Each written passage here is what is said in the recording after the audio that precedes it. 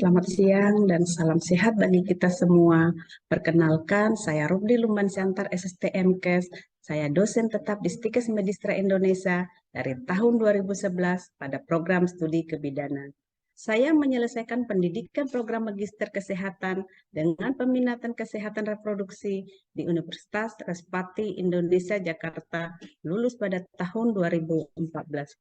Pada kesempatan yang berbahagia ini, saya diberikan tugas untuk mengajar di beberapa mata kuliah di semester ganjil ini. Salah satunya mata kuliah kontrasepsi yang diberikan pada mahasiswa semester 4 kebidanan dengan bobot 3 SKS yang terdiri dari 2 SKS teori dan 1 SKS praktik. Ini merupakan mata kuliah wajib di program studi kebidanan Stikes Medistra Indonesia. Sebagai seorang dosen, saya telah menerapkan tridharma perguruan tinggi, salah satunya yaitu pengajaran. Sebelum saya menjelaskan lebih lanjut teknik pengajaran saya, terlebih dahulu saya akan menjelaskan deskripsi singkat luaran yang diharapkan melalui pembelajaran kontrasepsi, di mana mata kuliah ini membahas tentang perspektif kebidanan, kontrasepsi hormonal dan non-hormonal, kontrasepsi mantap, KI konseling, pengambilan keputusan, hingga pencatatan dan pelaporan.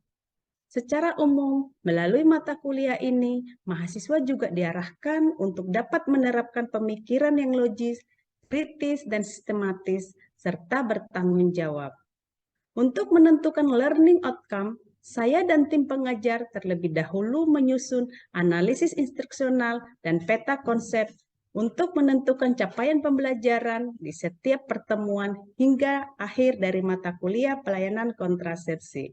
Setelah menyusun analisis instruksional, saya dan tim menyusun RPS pelayanan kontrasepsi. Pada setiap perkuliahan, saya akan menyiapkan SAP yang berisi seluruh tahapan dan pokok pengajaran, mulai pembukaan hingga penutupan kegiatan belajar mengajar. Adapun capaian pembelajaran dari mata kuliah ini terdiri dari 12 capaian, salah satunya adalah diharapkan mahasiswa mampu menguraikan perspektif kebidanan dan alat kontrasepsi, mampu menyebutkan macam-macam kontrasepsi hormonal dan non-hormonal. Untuk dapat mencapai kemampuan tersebut, mahasiswa diberikan topik-topik yang akan dibahas dalam 14 kali pertemuan dengan offline dan online.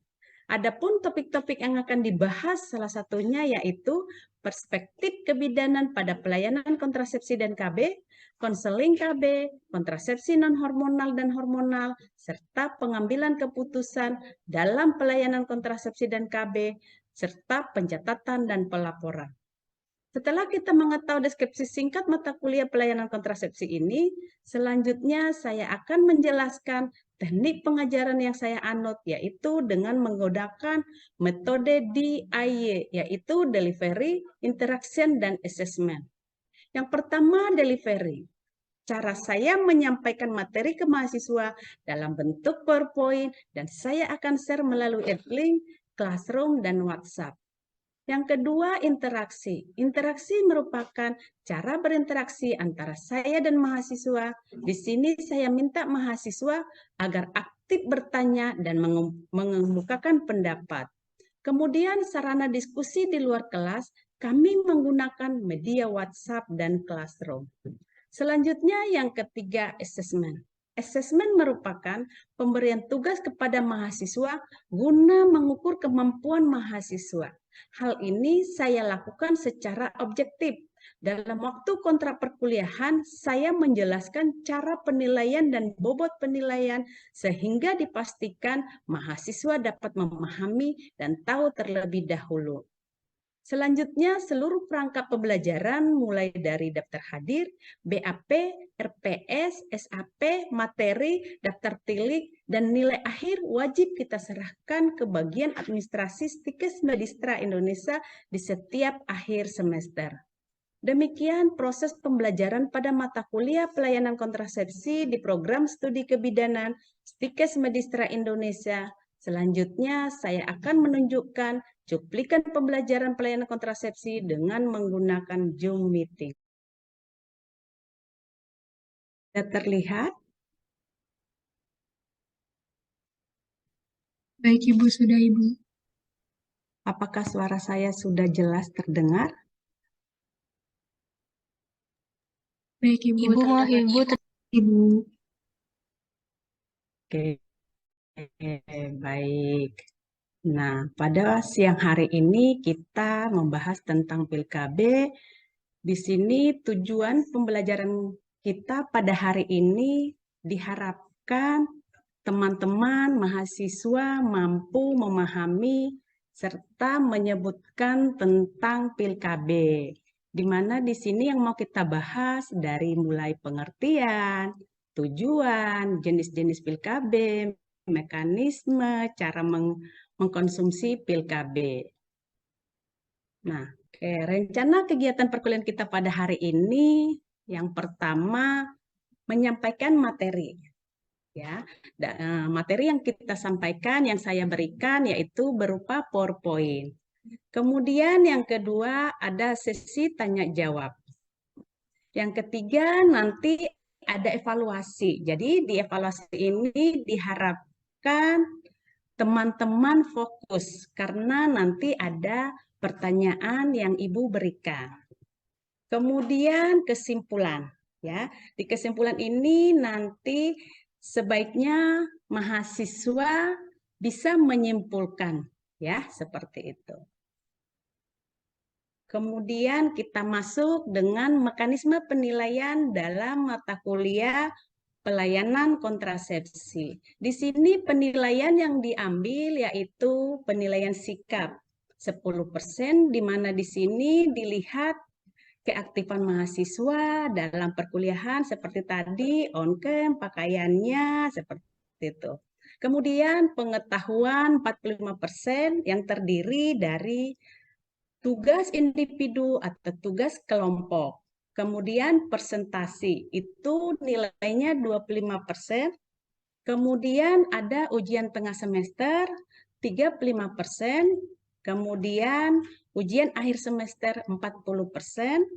Kemudian praktikum, karena pelayanan kontrasepsi ini 3 SKS, yaitu ada 2 teori, dan 1 praktik. Jadi ada nilai ujian praktikum di laboratorium. Yang bagaimana ininya yaitu dari laporan dan ujian, ya. Nah, nilai tersebut nilai akhirnya nanti yaitu nilai sikap diambil 10%, nilai pengetahuannya 45%, dan nilai praktikumnya 50%.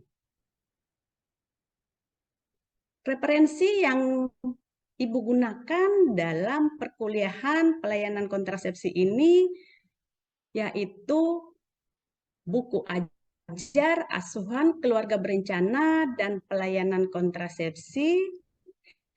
Yang kedua, perkembangan metode KB. Buku ajar yang 2 ini Ibu tulis bersama tim, ya. Jadi Ibu menulis ada 2 buku KB, ya. Jadi Ibu gunakan pakai buku asuhan keluarga berencana dan pelayanan kontrasepsi serta perkembangan metode KB. Berikutnya dari panduan praktis pelayanan kontrasepsi, yaitu karangan Yayasan Bina Pustaka Sarwono Prawiroharjo. Kemudian pedoman manajemen KB Kemenkes. Berikutnya ada dari sumber diagram lingkar kriteria kelayakan medis dalam menggunakan kontrasepsi. Kemudian ada buku alat bantu pengambilan keputusan yang dikeluarkan oleh Kemenkes. Berikutnya jurnal-jurnal penelitian KB. Sampai di sini apakah sudah paham atau mengerti apa yang Ibu jelaskan tadi? Baik, Ibu, sudah paham, Ibu. Ibu. Baik, jadi kalau sudah mengerti, sebelum kita masuk ke materi inti, tadi teman-teman semua harus sudah paham cara penilaian, tata tertibnya, ya, rencana kegiatan kita yang akan kita laksanakan pada hari ini. Oke, seperti tadi bahwasannya kita akan belajar tentang pil KB. Seperti ini pil KB-nya ya. Ini ada gambar pil KB. Nah, sekarang kita masuk ke pengertian. Pengertian pil KB itu apa sih? Seperti itu ya. Ini adalah salah satu jenis kontrasepsi oral hormonal. Ya, jadi di sini pil KB ini yaitu diminum oral ya, yang berisi hormon. Di mana di sini hormonnya ada estrogen dan progesteron. Ya, jadi pil KB ini harus diminum secara rutin setiap hari dengan waktu yang sama. Ya. Berikutnya tujuan mengkonsumsi pil KB ini. Di mana di sini tujuan mengkonsumsi pil KB ini karena tadi kita berikan hormon, jadi dia di sini untuk mencegah kehamilan, yaitu dengan cara menghambat proses pembuahan dan implantasi janin pada rahim, mengentalkan lendir serviks dan mencegah ovulasi. Jadi di sini dengan mengkonsumsi pil ini, ibu tersebut diharapkan tidak hamil. Di mana di sini kenapa tidak hamil? Karena dia dicegah kesuburannya, ovulasinya. Lendir serviks si ibu tersebut juga dia mengental. Jadi si sperma dan sel ovum tadi akan dia susah bertemu, ya, seperti itu. Kemudian ada jenis pil KB ini. Ada dua macam jenis pil KB ini. Yang pertama ada pil kombinasi dan yang kedua ada pil laktasi atau yang disebut mini pil. Ya, jenis pil KB kombinasi ini dia berisi dua hormon, ya, yaitu hormon estrogen dan progesteron.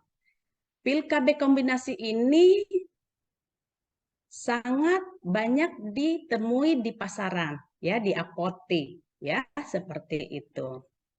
Kemudian ada pil KB laktasi. Ini pil KB laktasi ini dianjurkan pada ibu yang menyusui, di mana pil KB ini hanya jenis hormonnya progestin, ya, seperti itu. Nah, karena apa nggak ada estrogennya? Kalau ada hormon nanti diberikan pada ibu menyusui hormon estrogen, produksi ASI-nya akan berkurang. Makanya ada dibuat pil KB khusus ibu menyusui. Seperti itu. Nah, jenis pil kombinasi ini yaitu ada tiga, yaitu ada pil monofasik, ya. Yang kedua ada bifasik, yang ketiga ada trifasik. Di mana pil ini sama-sama dalam kemasan 21 tablet dan berisi hormon aktif dan 7 tablet tanpa hormon aktif. Yang membedakan ini apa? Kalau monofasik ini terdapat dosisnya sama. Jadi dalam satu kemasan itu dengan dosis yang sama. Kalau bifasik ini dengan dua dosis yang berbeda. Yang ketiga tadi trifasik itu dengan 3 dosis yang berbeda. Itu yang membedakan antara pil monofasik dan bifasik serta trifasik. Ya, jadi di sini sama-sama dia kemasannya 21 tablet, ya, berisi hormon estrogen dan progestin. Kemudian sama-sama 7 tablet tanpa hormon aktif. Di sini maksudnya 7 tablet hormon tak aktif ini yaitu biasanya ini dikonsumsi di saat ibu itu lagi mengalami menstruasi haid, ya, seperti itu. Nah, bagaimana cara kerja pil KB ini? Seperti tadi, cara kerja pil KB ini yaitu mencegah ovulasi. Ovulasi maksudnya di sini kesuburan, ya. Kemudian menghambat implantasi. Jadi menghambat pertemuan antara sperma dan sel ovum. Kemudian mengentalkan lendir serviks.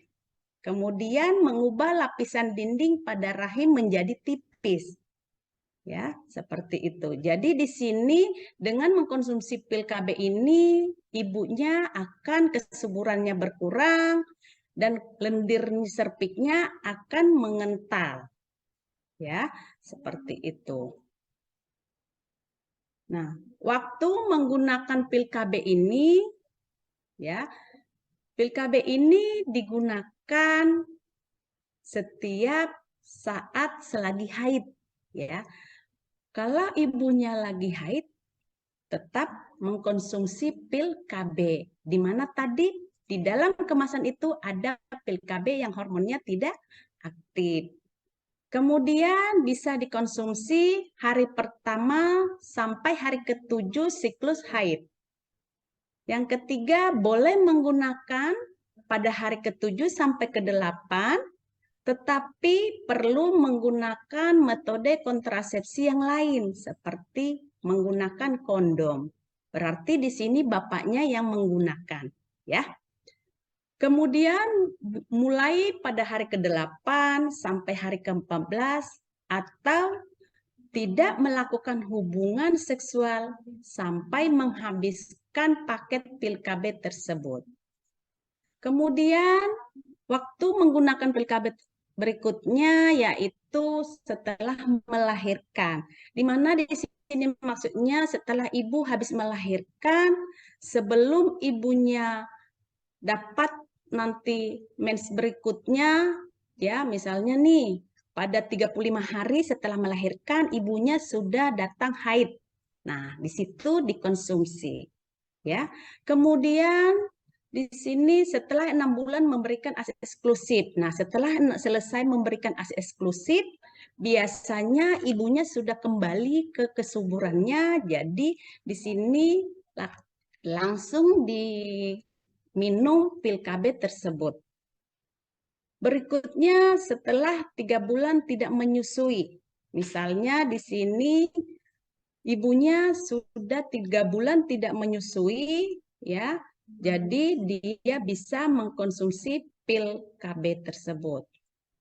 Berikutnya pasca keguguran. Nah, di sini pasca keguguran biasanya ibu-ibu yang habis keguguran nanti akan kesuburannya lebih cepat. Jadi biasanya kita memberitahukan diminum pada 3 hari setelah selesai dilakukan pasca keguguran. Ya.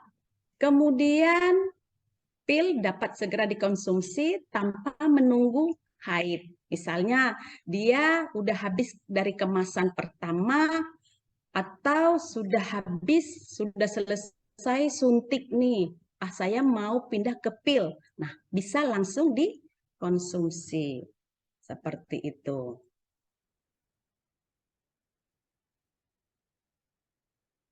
Nah, sampai di sini apakah ada yang mau bertanya?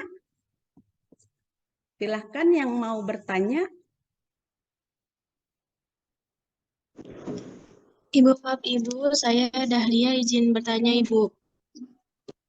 Ya, baik. Silahkan Dahlia. Baik Ibu, pertanyaannya, apakah pil KB itu bisa melindungi kita dari penyakit seksual menular Ibu?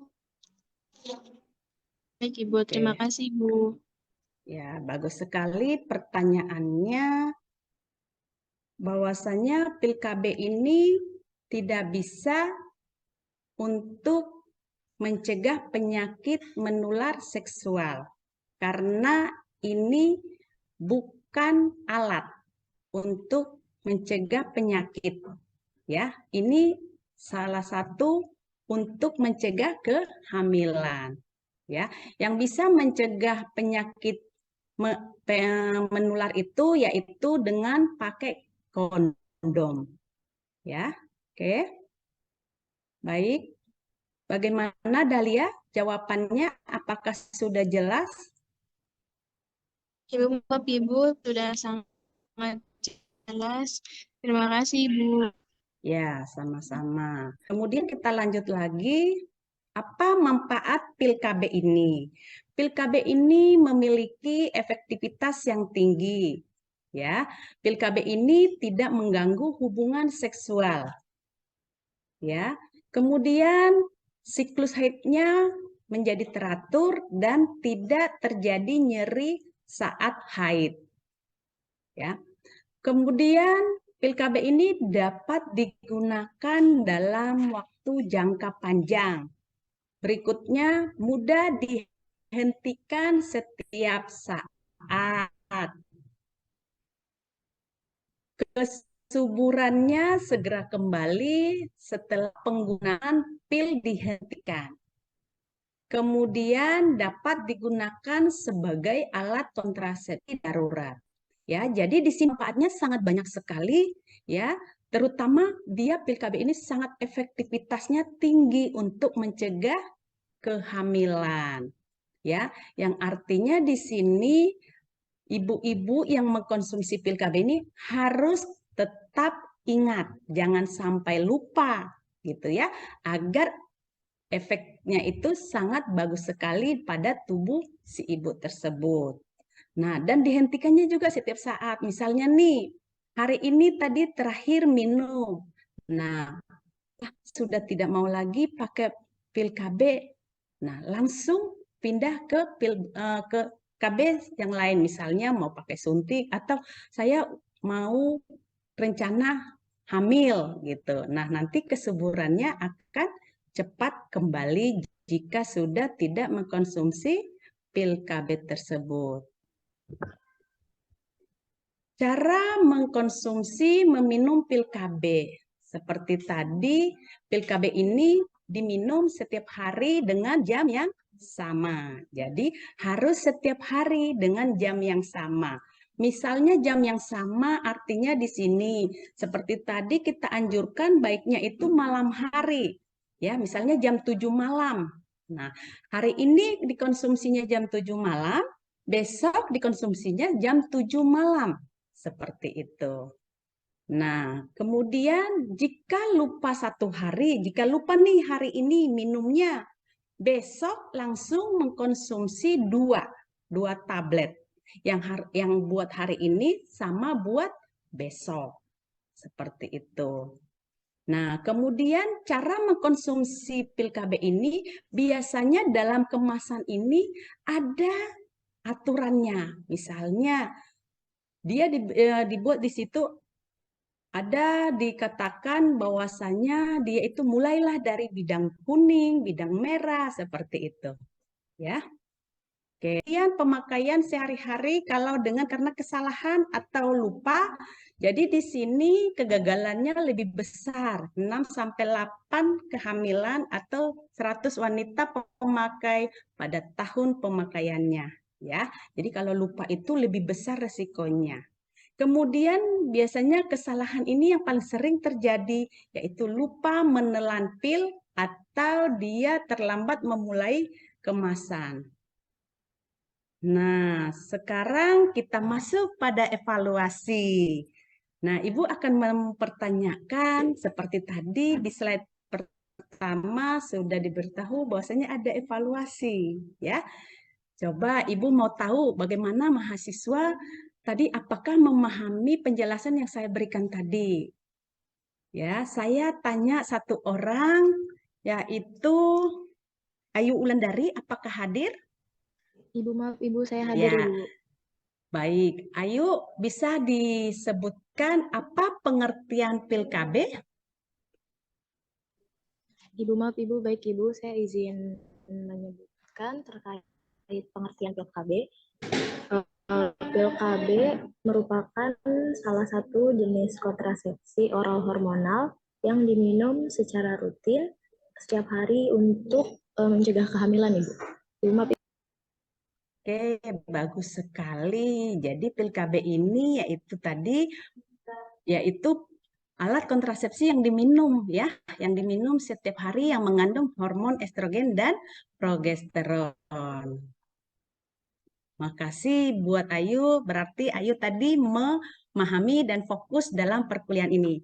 Berikutnya satu lagi, saya akan tanya kepada Aswa. Ada Aswa? Ibu, maaf Ibu, ada Ibu. Ya, oke. Nomor 2, sebutkan jenis-jenis pil KB. Coba Aswa. Baik Ibu, selamat pagi Ibu, selamat pagi teman. Jadi jenis pil KB pertama yaitu ada 2 jenis ya. Yang pertama itu ada pil KB kombinasi, yang kedua ada pil KB laktasi atau biasa yang disebut dengan mini pil. Terus jenis KB yang kedua itu ada 3 jenis. Yang pertama itu ada monofasik, kedua itu ada bifasik, yang ketiga itu ada trifasik. Sekian Ibu, terima kasih. Baik, terima kasih pada Aswa ya yang telah menyimak perkuliahan ini. Ya, jadi jenis pil KB tadi ada dia monofasik, trifasik dan bifasik. Kemudian ada pil KB kombinasi dan pil KB laktasi. Nah, kita masuk pada sesi terakhir yaitu kesimpulan. Nah, di sini Ibu meminta satu orang bisa menyimpulkannya. Siapa yang bisa? Silahkan. Ibu, maaf Ibu, Nadia izin menyampaikan kesimpulan tadi sudah Ibu jelaskan ya Ibu. Oke, silahkan Nadia. Baik, yang dapat disimpulkan dari materi ini bahwasannya pil KB merupakan jenis kontrasepsi hormonal yang diminum secara rutin setiap hari untuk mencegah kehamilan. Ada 2 hormon yang terkandung di dalam pil KB yaitu hormon estrogen dan progesteron. Kedua hormon ini sama-sama diproduksi oleh tubuh wanita. Jadi dari tujuan pemberian pil KB itu dapat mencegah kehamilan dengan cara menghambat proses pembuahan, implantasi janin pada rahim, mengentalkan lendir, dan mencegah ovulasi. Baik Ibu, mungkin itu kesimpulan yang bisa saya sampaikan. Terima kasih Ibu. Oke, terima kasih Nadia atas kesimpulan yang telah diberikan ya. Bagus sekali. Jadi pil KB ini dari pengertiannya tadi bahwasannya itu adalah salah satu alat kontrasepsi diminum secara oral, kemudian tujuannya mencegah kehamilan. Dan tadi saya akhiri perkuliahan kita pada siang hari ini. Terima kasih atas perhatiannya dan waktunya dalam mengikuti perkuliahan ini.